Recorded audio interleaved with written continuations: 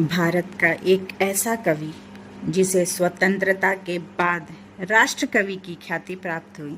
ऐसा कवि जिसकी कविताओं में एक ओर ओज, विद्रोह, आक्रोश और क्रांति की पुकार है, तो दूसरी ओर कोमल श्रृंगारिक भावनाओं की अभिव्यक्ति।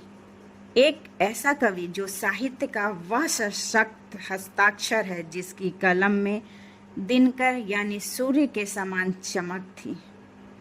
हम बात कर रहे हैं राष्ट्र कवि रामधारी सिंह दिनकर की। दिनकर ने कुछ ऐसी कविताएं लिखी हैं जो मन को आंदोलित कर दे और उसकी गूंज सालों तक सुनाई दे। रामधारी सिंह दिनकर केवल राष्ट्र कवि ही नहीं बल्कि जन कवि भी।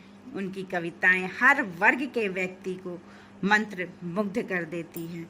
तो इन्हीं कविताओं की श्रेणी में एक वीर रस की कविता आज मैं आप लोग को सुनाने जा रही हूँ, जो है सिंहासन खाली करो कि जनता आती है। राख सुख बुगा उठी, मिट्टी सोने का ताज पहन इठलाती है।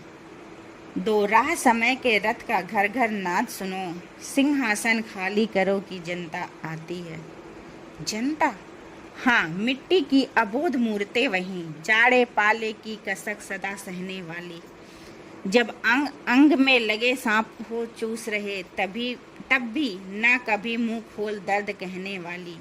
जनता, हाँ, लंबी बड़ी जीभ की वही कसक। जनता, सचमुच ही बड़ी वेदना सहती है। सो ठीक, मगर आखिर इस पर जनमत क्या है प्रश्न गूढ़। जनता इस पर क्या कहती है? मानो जनता की फूल जिसे एहसास नहीं, जब चाहो तभी उतार सजा लो दोनों में। अथवा कोई दूध मुंही जिसे बहलाने के जंतर मंतर सीमित हो चार खिलौनों में। लेकिन होता भूडोल बवंडर उठते हैं, जनता जब को पाकुल हो भ्रिकुटी चढ़ाती है।